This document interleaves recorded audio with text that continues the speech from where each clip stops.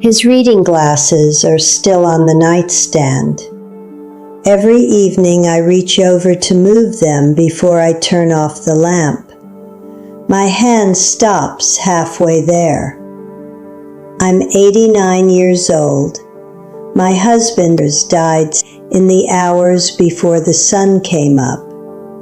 And in his final minutes, the kind where the breathing goes shallow, and then, just once, it goes fast, he said a name, clear as anything he'd ever said to me in 53 years. A woman's name, one I had never heard him speak in our entire life together. I'm not telling you this for pity. I'm telling you because you need to hear what I've learned since. My name is Claudette Simmons. I was married to Vernon Simmons for 53 years, and he has been gone for 7 weeks. People at the funeral kept taking my hands, kept saying what a good man he was, what a solid man, a church man, a provider. And I smiled at every single one of them because I didn't know yet what I know now. I was still Claudette, who was married to Vernon, the woman who had built her whole life around the idea that she knew who she'd built it with. I need to tell you what I found out after the morning he died.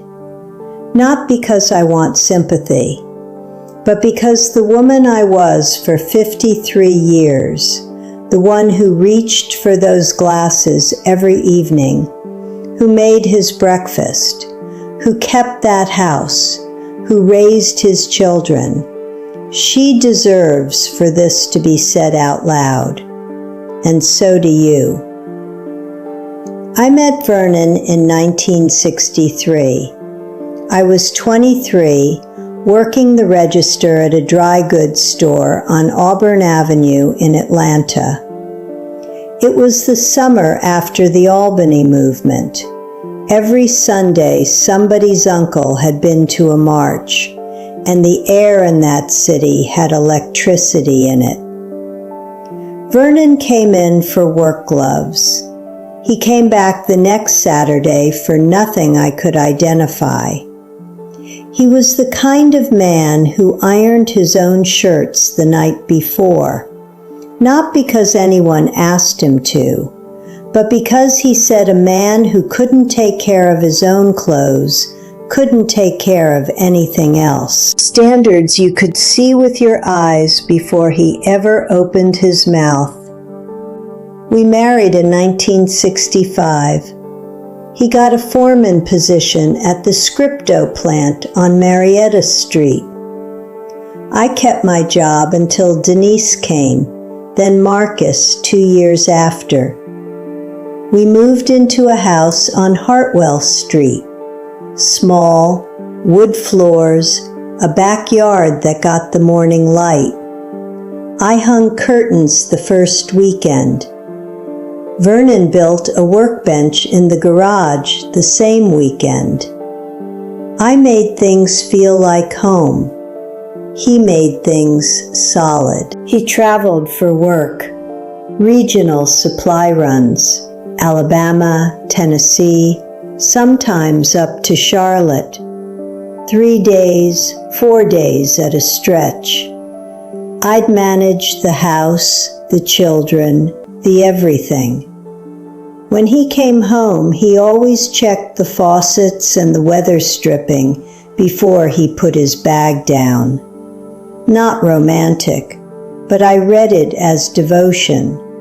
I read everything he did as love, because that was the only language I knew to read him in. Our 25th anniversary, 1990.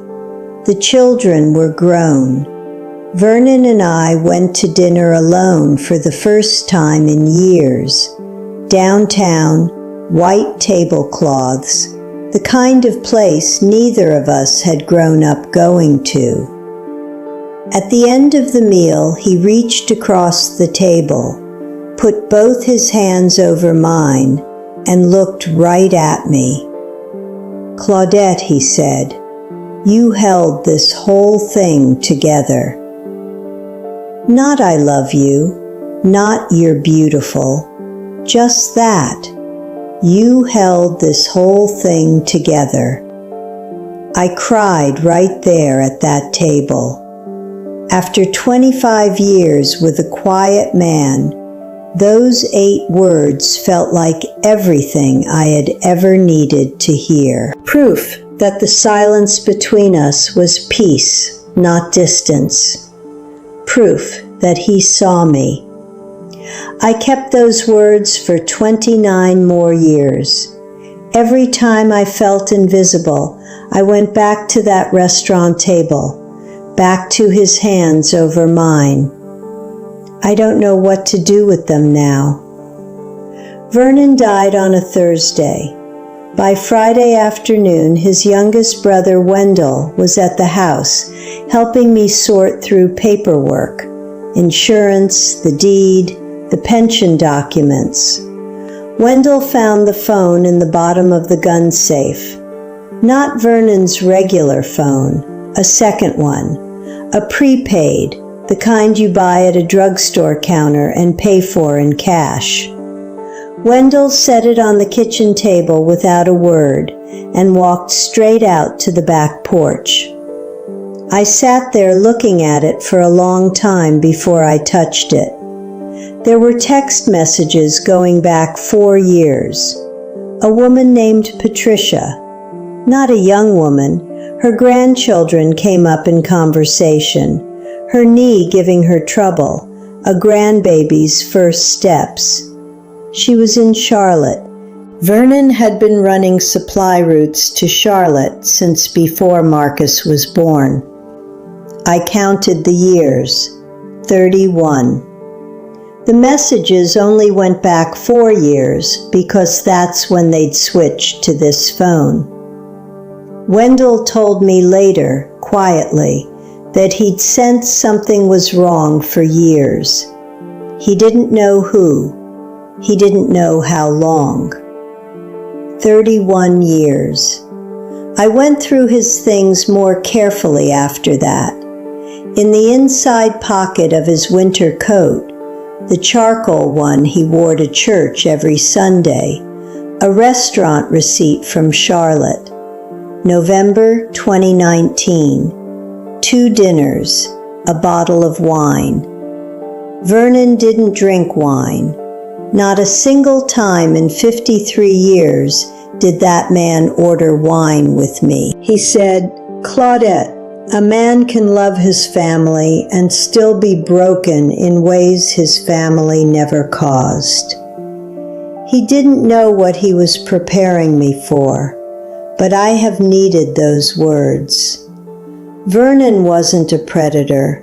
He was a man with a wound he never showed me and never resolved.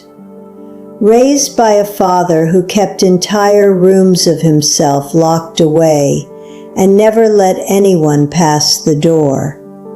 He didn't destroy our life because he hated it. He destroyed it because he never learned how to live as one whole person. That does not excuse it. I need you to hear that. It does not excuse it. But I can hold what was real alongside what was hidden. That distinction is the only thing that gets me out of bed in the morning. Maybe you're watching this and you're certain you know your marriage all the way to the bottom. I was certain too, absolutely certain. Or maybe you're watching from the other side, the one with a second phone, a name no one in your house has heard. And one day, your husband or your wife is going to reach for your glasses on that nightstand, and your voice won't be there to answer for what you left behind. Tell them while you can still sit across a kitchen table and answer every question. Because if you don't, Here is exactly what you leave. They will have to grieve you and the secret at the same time. They will spend the rest of their life trying to find out which parts of you were real. They will sit on a kitchen floor at 10 o'clock at night with the water still running, trying to find the bottom of words you said to them, and there won't be one. Don't leave someone who loved you 53 years on that floor. His reading glasses are still on the nightstand. I haven't moved them. Some mornings I think today is the day, and then it isn't. Last week I went to the garden store and bought zinnias, black-eyed Susans, marigolds, things that don't feed anyone, just there to be seen. For 30 years I grew what Vernon wanted in that backyard, things with a purpose. Now I'm planting flowers. It's a small thing, but it's mine.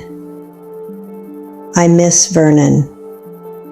I am furious at Vernon. I am mourning a man I am no longer certain I fully knew. All three of those things are true at the same time, every single morning. If this reached you, if you've been sitting with something you couldn't name, share it with someone who needs to hear it, and subscribe. There are women right now holding things they can't put down and don't know why. Let them know they are not the only ones on the floor. His glasses are still there, and every evening my hand stops halfway. That's where I live now, right there in the middle of that reaching.